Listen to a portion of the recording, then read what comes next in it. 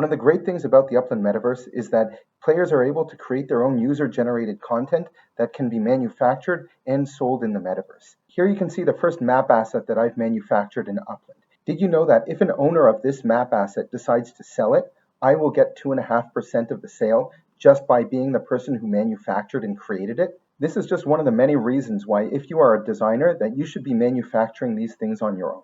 Now, whether it be map assets like this one, structure ornaments, carts, or other user-generated content, these things cannot be sold in these factories, but they do have to be sold in showrooms. And the question arises, if I'm going to be getting 2.5% of the sale, will the person who owns the showroom be the one paying for it? I'm YK2012, founder of the Upland Guide. I'm here to unlock the secrets of the Upland Metaverse. On this channel, you can find everything you need to build your Upland empire. Expert tutorials, winning strategies, pro tips and tricks, and a lot more. Hit that subscribe button and ring that notification bell to stay ahead of the game. Remember, knowledge is power, and in the Upland Metaverse, that knowledge is truly your most valuable asset. The answer to that is no. A showroom owner is able to earn commission for every item that is sold from his shop. This is a parameter that the showroom owner can change.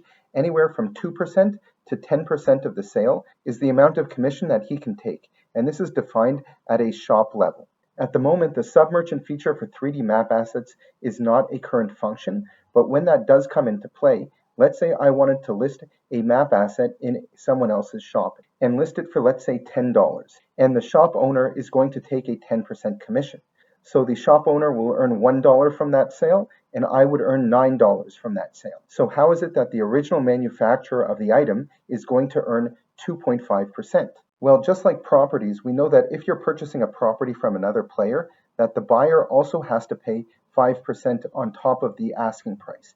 And that's the same with these as well. So the buyer is going to have to pay not $10, but $10.50, where that additional 50 cents is broken down into two halves, with the 2.5% that I mentioned before going to the original manufacturer of the item, and the other 2.5% is going to be converted into UPIX and transferred into the community pool. This is the economic pool that provides all the contests, rewards, property yields, and other things to the community. So if you're more interested in the sales aspect of the supply chain and you don't want to focus specifically on manufacturing, you don't have to worry about these manufacturing royalties that will be paid out to these manufacturers. And of course, if you're a manufacturer, it might also make sense for you to want to own your own showroom where you can sell these items on your own. The more of the supply chain that you are able to control means that either you are going to be able to provide more competitive prices, or you can keep the same prices and earn more profit by not having to outsource some of this work. Don't forget that there's a third element to the supply chain which also hasn't been implemented yet, which is going to be transportation.